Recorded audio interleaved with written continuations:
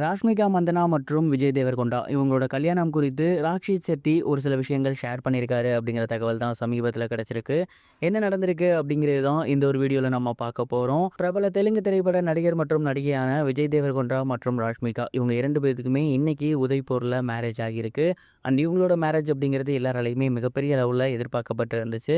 And இந்த ஒரு marriage சமீபத்தில் நடந்து முடிஞ்சிருக்கக்கூடிய இந்த ஒரு நிலையில் அவங்களோட மேரேஜ் குறித்து ராக்ஷித் செட்டி, அதாவது ராஷ்மிகா மந்தனாவோட முன்னாள் காதலர் ஒரு சில விஷயங்கள் ஷேர் பண்ணியிருந்திருக்காராமா. குறிப்பாக இந்த ஒரு விஷயத்தை பற்றி அவருடைய நண்பர் என்ன சொல்லியிருந்தாரு அப்படின்னா, ராக்ஷித் செட்டி ஒன்றும் சின்ன பையன் கிடையாது. ஒரு விஷயம் அப்படி தப்பாக முடிஞ்சிருச்சுன்னொடனே அழுது ஓரமாக உட்காந்துக்கிட்டே இருக்க. அவன் ஒரு மெச்சூரான பையன், ஒரு நல்ல ஆக்டர். அண்ட் அவனுக்கு ஒரு சில ரெஸ்பான்சிபிலிட்டிஸ் இருக்குது. அந்த ஒரு விஷயத்தை நோக்கி அவன் போய்கிட்டு இருக்கான். ஒருவேளை ராஷ்மிகா மந்தனாவே அவங்க கல்யாணத்துக்கு வாங்கன்னு பத்திரிக்கை வச்சாலும் தாராளமாக நாங்கள் போவோம். அதில் எங்களுக்கு எந்த பிரச்சனையும் கிடையாது. ஆனால் ராஷ்மிகா மந்தனா கண்டிப்பாக எங்களை கூப்பிட மாட்டாங்கங்கிறது எங்களுக்கு நல்லாவே தெரியும் அப்படிங்கிற மாதிரி சொல்லியிருந்தாரு. ராஷ்மிகாவிற்கு கல்யாணம் ஆனாலுமே கண்டிப்பாக ராக்ஷித் செட்டி சந்தோஷம் தான் படுவார். அவங்க நல்லா இருக்கணும்னு தான் நினைப்பாரு அப்படிங்கிற மாதிரி ராக்ஷித் செட்டியோட ஃப்ரெண்டு பிரமோத் செட்டி அவர்கள் ரீசெண்டாக ஒரு சில இன்டர்வியூஸில் ஷேர் பண்ணியிருக்காரு. இந்த ஒரு விஷயத்தை தான் ராக்ஷித் செட்டி அவர்கள் ராஷ்மிகாவோட மேரேஜ் குறித்து ஷேர் பண்ணியிருக்காரு அப்படிங்கிறது இப்போ நமக்கு தெளிவாக புரியுது. அண்ட் 2017ஆம் ஆண்டு ராஷ்மிகா மந்தனா மற்றும் ராக்ஷித் செட்டி இவங்க 2 பேருக்குமே மேரேஜ் ஆகிறதுக்காக என்கேஜ்மெண்ட் ஆகியிருந்துச்சு.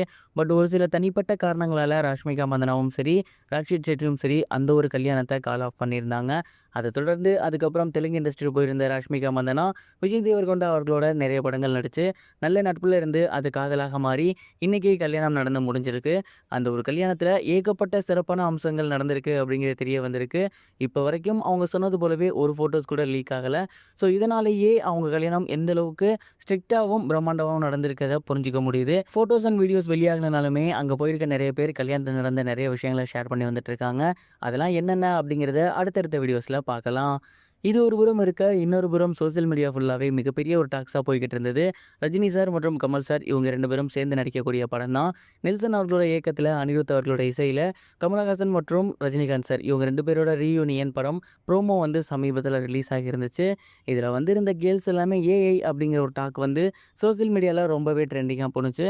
நிறைய பேர் அவங்க அசைகிறத பாருங்கள், ஒரே ஆக்ஷனை தான் திரும்ப திரும்ப பண்ணுறாங்க, இது முழுக்க முழுக்க ஏஐ அப்படிங்கிற மாதிரி சொல்லிட்டு இருந்தாங்க.